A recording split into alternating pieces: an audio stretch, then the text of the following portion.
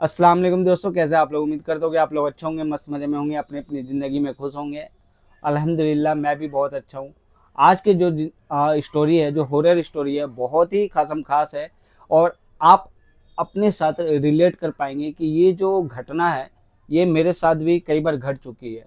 और ये जो स्टोरी मुझे भेजा है प्रभाकर नाम के लड़के ने, बहुत ही, जब मैं इस चीज स्टोरी को पढ़ रहा था तो मुझे ऐसा महसूस हो रहा था कि मेरे साथ भी ये घटना कितनी बार घट चुकी है। तो खैर बिना टाइम वेस्ट किए हुए इस स्टोरी को आगे बढ़ाते हैं। प्रभाकर बिहार के एक छोटे से शहर सीतामढ़ी में पोस्टेड था। सीतामढ़ी में एक गांव है, गांव का नाम मेरे को याद नहीं आ रहा है क्या था, लेकिन वहां पे एक पोस्टेड था और वो पेशे से एक डॉक्टर था।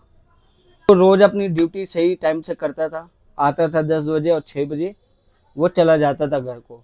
लेकिन एक दिन उसे जो ड्यूटी करते करते रात के कब 12 बज गए, इतनी भीड़ होने के बाद कि उसे पता ही नहीं चला। उस दिन काफ़ी पेशेंट आए हुए थे हॉस्पिटल में, तो वो सबका इलाज कर रहा था। और गांव के हॉस्पिटल में जैसे कि मालूम है कि डॉक्टर लोग उतना उपलब्ध रहते नहीं हैं, तो सारा काम उसी को करना पड़ रहा था।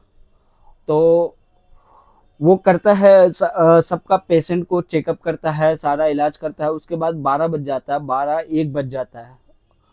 और उस दिन हल्की हल्की बारिश भी हो रही थी। तो प्रभाकर जैसे तैसे भीगते हुए अपने कार पे पहुंचता है, कार खोलता है, कार स्टार्ट करके अपने घर पहुंचता है। और जब वो घर पहुंचता है तो वो काफी भीग चुका होता है।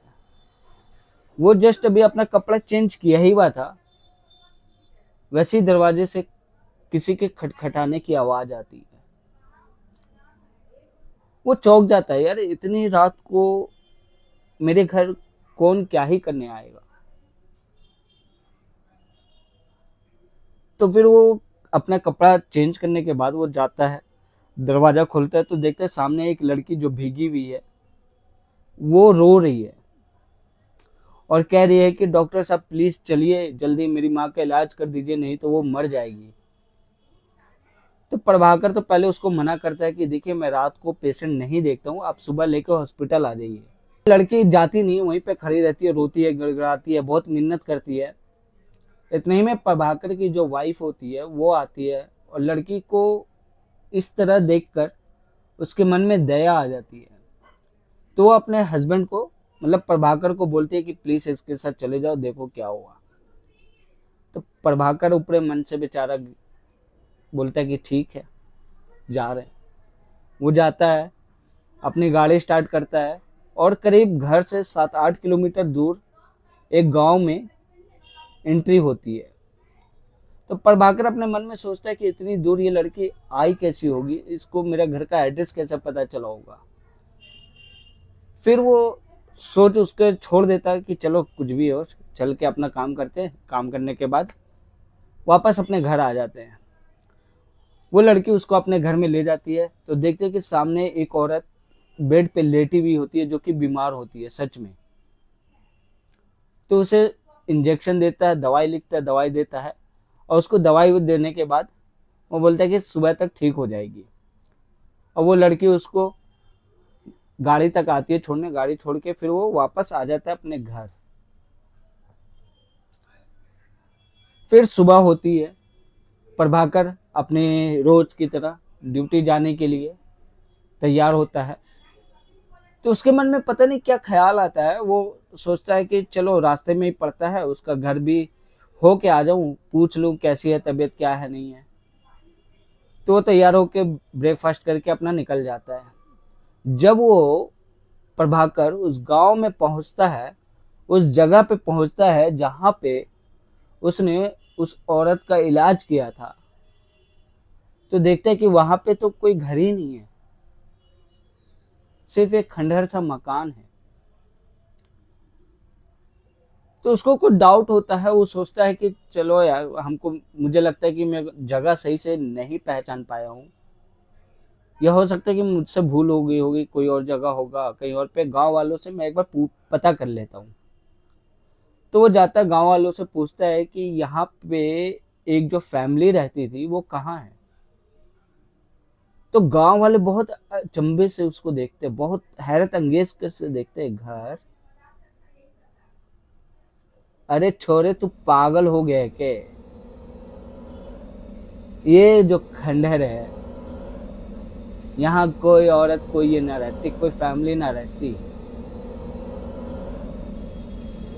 तुझे मालूम ना है कि यहाँ एक आत्मा रहती है जो हर साल एक दिन किसी न किसी को अपना शिकार बनाती है। तो प्रभाकर को ये सब बातों पे थोड़ा विश्वास नहीं रहता है, क्योंकि वो पेशे से डॉक्टर रहता है और मेडिकल साइंस में इसकी कोई जगह नहीं होती है। तो वो छोड़ के अपना ये करके बोलता है कि चलो ठीक है, मैं जाके देख के आता हूँ। जब वो खंडहर के अंदर जाता है तो देखता है कि वो जो इंजेक्शन जो दिया हुआ रहता है उस औरत को, वो इंजेक्शन वैसे ही पड़ा हुआ है, दवाई वैसी ही रखी हुई है खुल के, और उसकी जो जीप की जो टायर के निशान होते हैं वो दिख रहे होते हैं कि ये मेरी जो गाड़ी है यहाँ से गुजरी हुई है। उसको कुछ समझ में नहीं आता, ऐसा शौक लगता है उसको कि वो गांव वालों से बिना कुछ कहे बिना कुछ बोले वहां से फटाफट निकल जाता है अपने घर, और घर आकर वो अपने फैमिली को सारी बातें बताता है। फैमिली वाले भी सुन के बहुत शॉक्ड हो जाते हैं। लेकिन ये जो ख्याल है ना, उसके मन से कभी निकल ही नहीं रहा था। कभी कुछ आ ही जा रहा था, कभी सपने के रूप में, कभी हकीकत के रूप में, कभी वो सामने आ जा रही है लड़की। ऐसा ख्याल उसके दिमाग में पता नहीं कैसे आता जा रहा था। ऐसे कुछ दिन चलता रहा, 1 साल। कुछ दिन के बाद उसका तबादला हो जाता है किसी दूसरे गांव में। लेकिन आज भी उस एक्सीडेंट को भुला नहीं पाया प्रभाकर। वो एक ऐसा इंसिडेंट हुआ उसके साथ कि किसी को बताता भी है तो यकीन नहीं करता है, और डायरेक्ट बोलता भाई तू जिंदा कैसे रह गया? अगर सच में होता तो तू मर जाता, तू जिंदा कैसे रहा? ये सारी बातें उसकी लाइफ में ऐसा अचंभित होते रहे कि आज के डेट में भी वो बहुत परेशान रहता है।